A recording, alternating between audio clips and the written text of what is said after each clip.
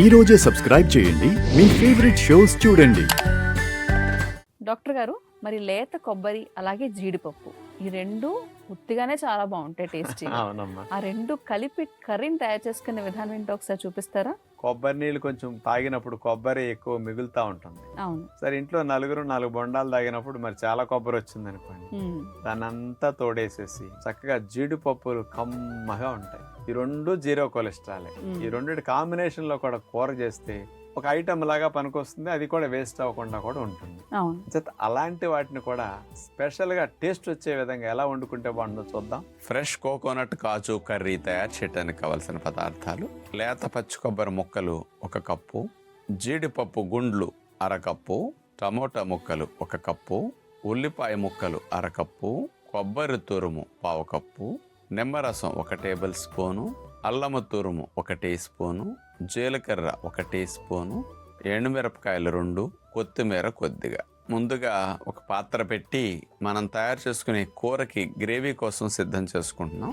జీలకర్ర, ఎండుమిరపకాయ ముక్కలు, అల్లము తురుము, వీటితో పాటు పచ్చి కొబ్బరి తురుము, ఉల్లిపాయ ముక్కలు, టమోటా ముక్కలు, వీటన్నిటిని పచ్చిపోయే వరకు మగ్గనివ్వాలి. ఇట్లా మూత పెట్టి సన్నసెక్క మీద మగ్గనిస్తే ఒక 7-8 నిమిషాల్లో మగ్గిపోతాయి. అలా మగ్గిన తర్వాత వీటన్నిటిని కొద్దిగా చల్లారనిచ్చి మిక్సీలో వేసేసి మెత్తగా పేస్ట్ చేసుకుంటాం.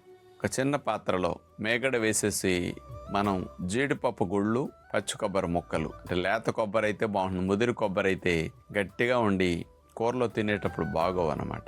కొద్దిగా వేడెక్కిన తర్వాత అందులో నీళ్లు పోసేసి మూత పెట్టి మెత్తబడేటట్లు లైట్గా ఉడికించాలి జీడిపప్పుని, కొబ్బరి ముక్కల్ని.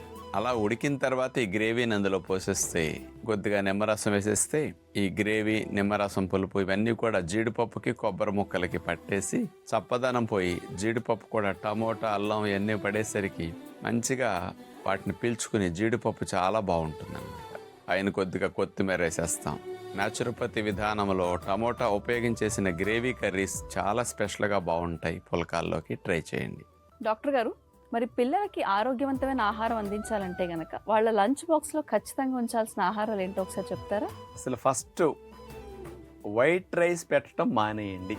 ఏ ఇంట్లో తెల్లటి బియ్యం ఉంటాయో ఆ ఇంటి నిండా శని ఉన్నట్లే.